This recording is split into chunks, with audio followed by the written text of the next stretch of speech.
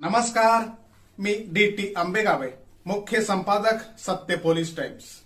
सामान्य जनतेचा आवाज बुलंद करण्यासाठी सत्य पोलीस टाइम्स या चॅनेलला आत्ताच सबस्क्राईब करा। बाबासाहेब आंबेडकरांच्या संविधान जिंदाबाद, संविधान जिंदाबाद।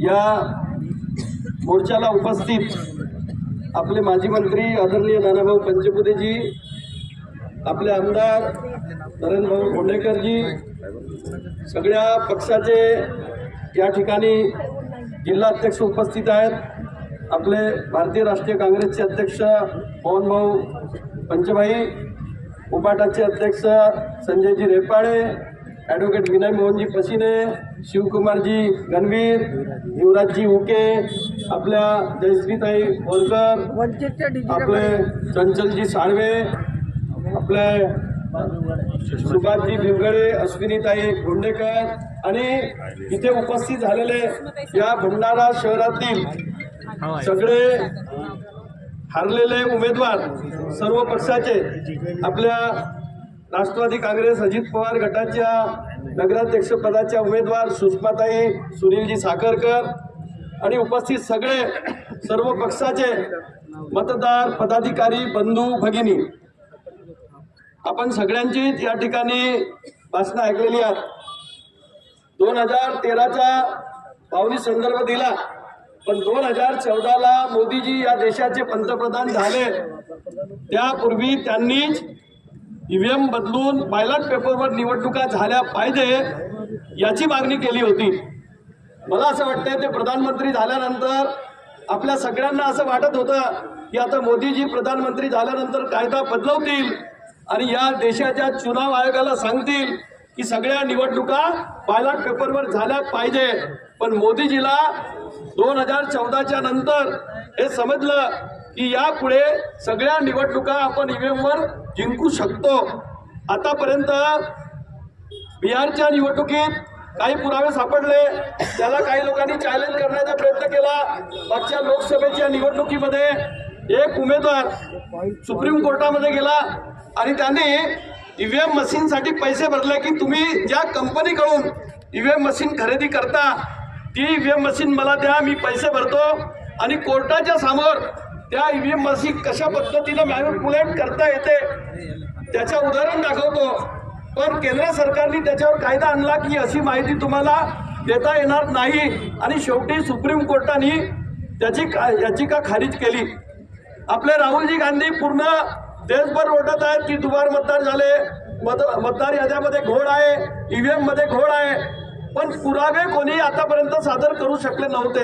जे भंडाऱ्याच्या निवडणुकीमध्ये प्रभाग 3 मध्ये मतदान करतेवेळी करुणा राऊत यांचं नाव होता, नोटाचं नाव होता, मागपोल झाला तेव्हा त्यांच्यावर पट्टा दबल्या, त्याच्या फोटो व्हायरल झाल्या, पण मतमोजणीच्या वेळी त्यांचं नाव गायब झाल्याचा उघडकीस आल्यानं म्हणजे चोरी करणाऱ्यांनी चोरी केली पण पुरावे सोडून गेल्यामुळे मशीनमध्ये जो घोळ झाला तो उघडकीस आलेला आहे।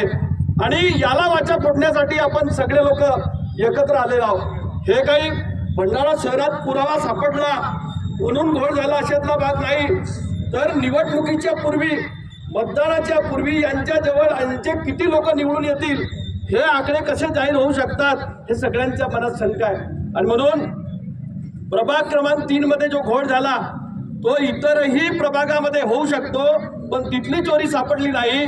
आणि मग जे रिस्पॉन्सिबल अधिकारी आहेत त्यांना वाचवण्यासाठी ज्याला आपण म्हणतो चोर सोडून संन्यासाला फाशी, तशा पद्धतीनं लहान कर्मचाऱ्यांवर कारवाई केल्याचा भास करून मोठ्या अधिकाऱ्यांना वाचवण्याचा गैरप्रकार आपल्या भंडाऱ्याच्या निवडणुकीत झालेला उघडकीस आलेला आहे।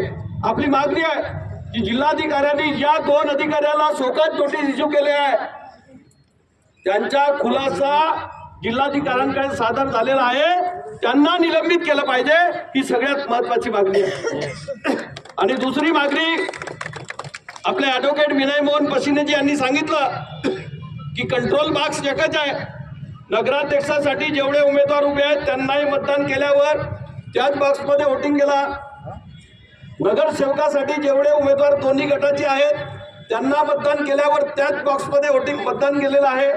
मग यामुळे नगराध्यक्षाची निवडणूक सुद्धा प्रभावित होऊ शकतो आणि म्हणून आपली मागणी आहे की नगराध्यक्षाची निवडणूक भंडाऱ्याची पुन्हा बॅलॉट पेपरवर झाली पाहिजे। आणि त्याप्रमाणे करुणा राऊत वास्तविक पाहता जेव्हा करुणाताईंनी आक्षेप घेतला, आमच्या ज्योतिताईंनी आक्षेप घेतला, विनूभाऊ त्या ठिकाणी होते, म्हणजे त्या प्रभागातले जेवढे उमेदवार होते ते सगळे उमेदवार त्या ठिकाणी एकत्र आले।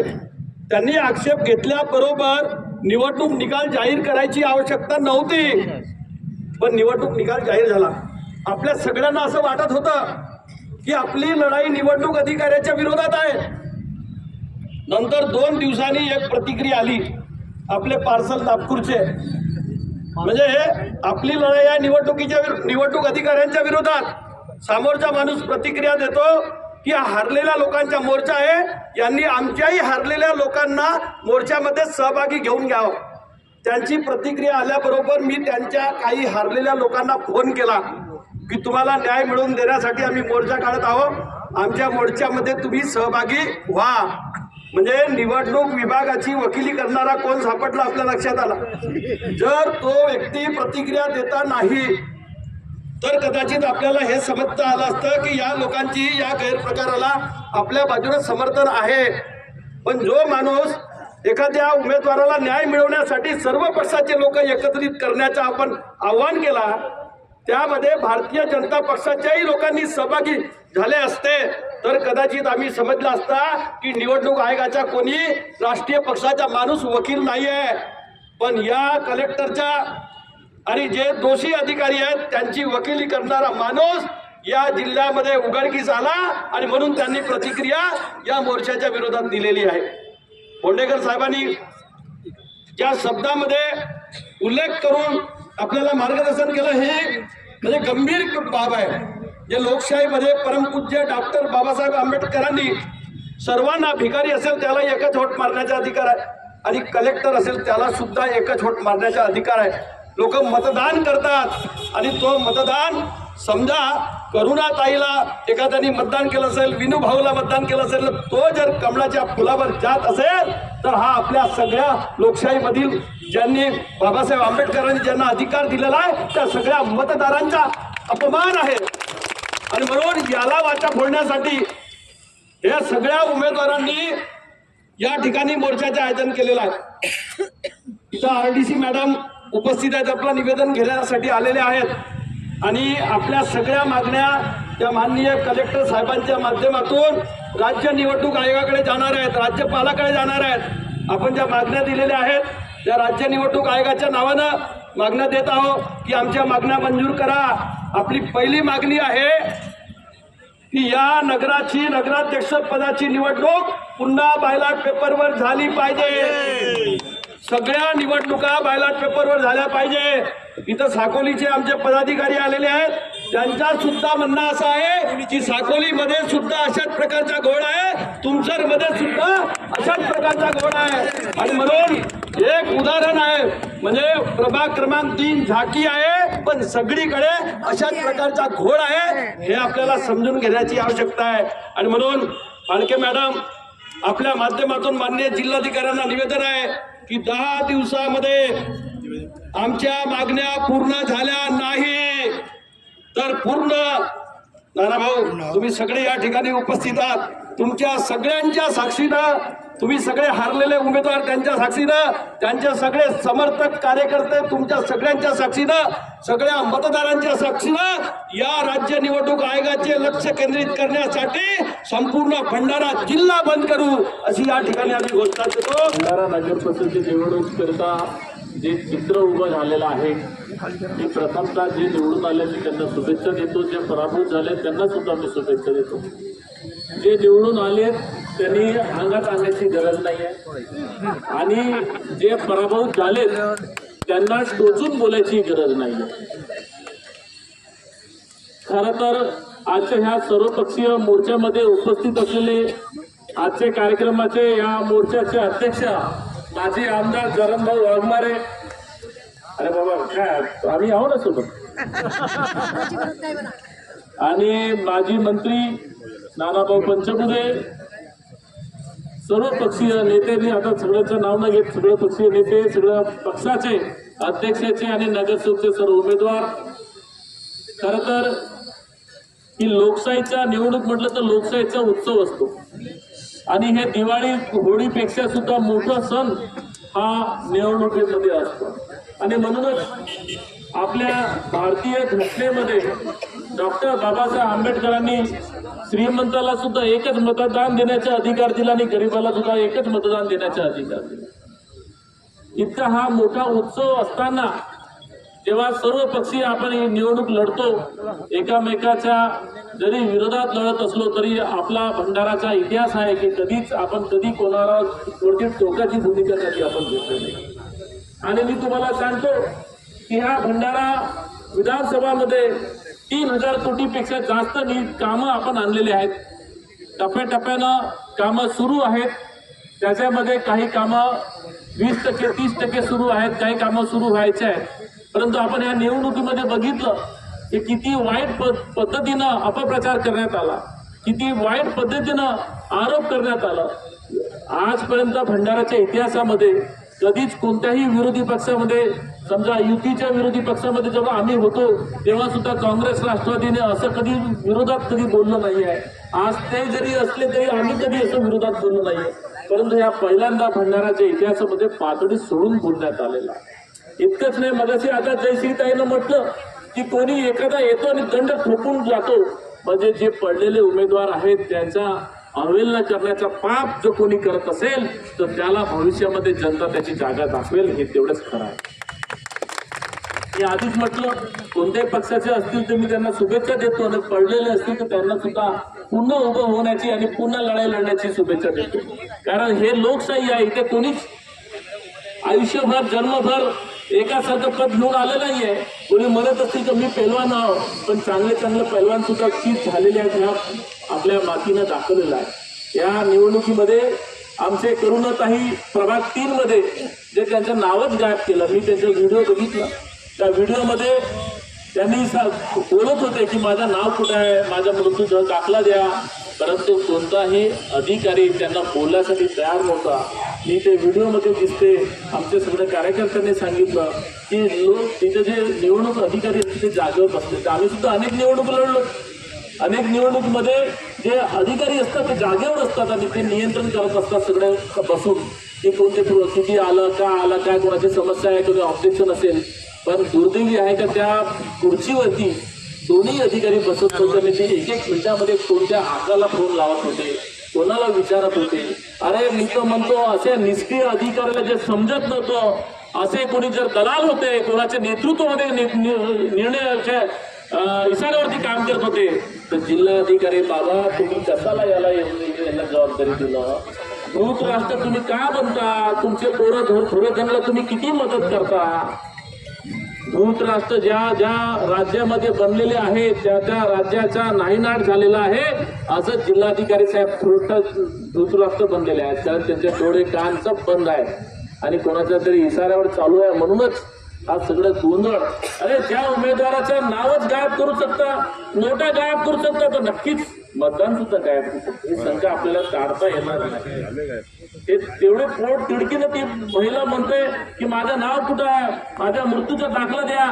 त्यांना समाधान करण्यापेक्षा त्यांना गेट आउट म्हणून जर म्हणत असतील अधिकारी तर त्या अधिकाऱ्यांना निलंबित करायला पाहिजे. परंतु आपले हा जिल्हाधिकारी दुष्ट तुझ्या भूमिकेमध्ये त्यांनी त्या बिचारा चपरासी क्लर्क आणि ते शिक्षण सेवकांना सस्पेंड केलं.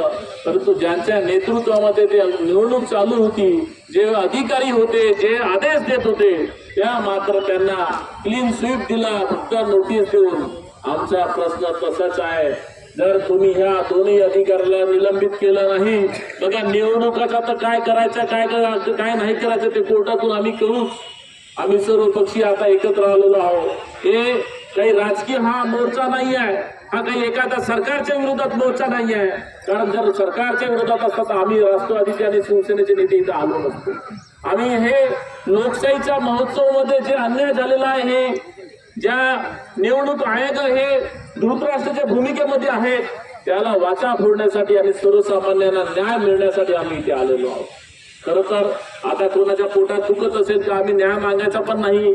आम्ही पण त्यांच्यासारखे डोळे कान नाक बंद करायचा आणि आमच्या कार्यकर्त्यांना वाऱ्यावर सोडायचा, हे आमच्यासोबत चालणार नाही. आम्ही राहू तर ताकदीनं राहू, आम्ही जगू तर सन्मानाने जगू. आम्हाला तुम्हाला जर टाकायचं असेल, आतमध्ये मारायचा असेल तर आम्ही आजच तयार आहोत रस्ता रोको करण्यासाठी. आला का रे बाबा तो? नाही आला का? आहे ना? ती तसे 3 दिवस राहिलो आतमध्ये, काय प्रश्न तू तिथं असं दिसतोस का? हा जा, नायब तहसीलदार नाही पाहिजे, जिल्हाधिकारी पाहिजे आम्हाला. नाही नाही नाही, नायब तहसीलदार नाही पाहिजे, जिल्हाधिकारी पाहिजे. जा सांग. अशा लोक नाही चालत. आपल्या माणसाला घेऊन या. तुमची तयारी आहे ना? रस्ता रोको करायचा आहे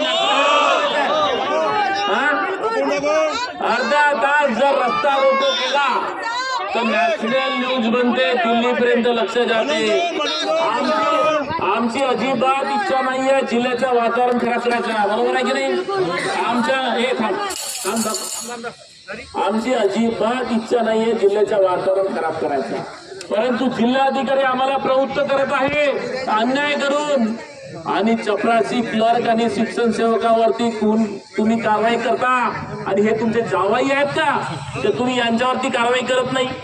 तो चुम्माचा चुम्मा घ्यावा लागते. आम्ही चरण भाऊला अध्यक्ष यासाठीच बनवलं आहे. हे चरण भाऊ तुम्ही जुने शिवसैनिक होते, तुम्हाला माहिती आहे कसा कसा कुणाचा कसा घ्यायचा. तुम्ही फक्त सांगा, तुम्ही सगळ्या नगर परिषद मध्ये बी चढाई करायला तयार आहात की रे? हरामखोर आहे तो शिव. ती तशी एसडीओ मला समजत नाही म्हणते, जागेवर बसत नाही. आम्हाला आमची पातळी आता सोडायची गरज पडली नाही पाहिजे. तुझा चल जा, आवाजच निघत नाही. हे जिल्ह्याची दशा भरून ठेवली आहे. या ठिकाणी मी तुम्हाला सांगतो, जिल्ह्याचं वातावरण आपल्याला बिघडवायचं नाही आहे, परंतु जिल्ह्यावरती नगर परिषद मध्ये जो अन्याय झालेला आहे, ज्या